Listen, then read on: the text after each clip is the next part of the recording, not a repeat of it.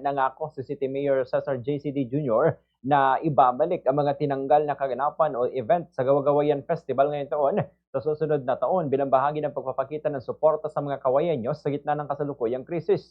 Sa panayam ng Bomb Radyo Kawayan kay Mayor D, pinaliwanag ng alkalde na bilang pagsunod sa panawagan ng national government na magtipid, minabuti ng lokal na pamahalaan na huwag ituloy ang ilang mga aktibidad kabilang na ang racing event na orihinal na nakalista sa mga programa ng Gawa-Gawayan ngayong taon. Anya, ang desisyong ito ay bahagi ng kanilang hakbang upang makatulong sa pagtugon sa kasalukuyang krisis at magsagawa ng mga hakbang para sa pagtitipid sa pondo ng lokal na gobyerno. Ipinaliwanag din ng alkalde na bagamat tinanggal ang ilang mga aktibidad ngayong taon, ang mga ito ay ibabalik naman sa susunod na taon kapag natapos na ang krisis. Tiniyak ng alkalde na ang mga kababayan o mga mamamayan sa Kawayan City ay maunawaan naman ang kanilang desisyon.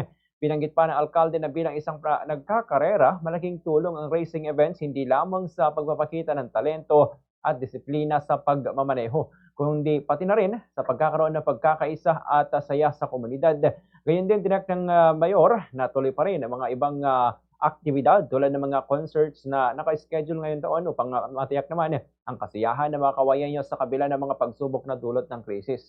Ang lokal na pamahalaan ay patuloy na nagtatrabaho upang mapanatili ang mga hakbang para sa pagpapalakas ng ekonomiya at paglaban sa mga epekto ng kasalukuyang sitwasyon at umaasa ang alkalde na magbabalik ang mga event sa susunod na taon. Ganitong bahagi ng pahayag ni Mayor JCD Jr.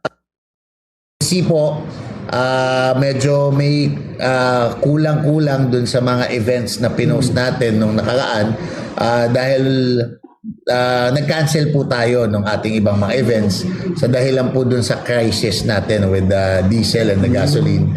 Di iba po kasi dito ay racing, so motorsports.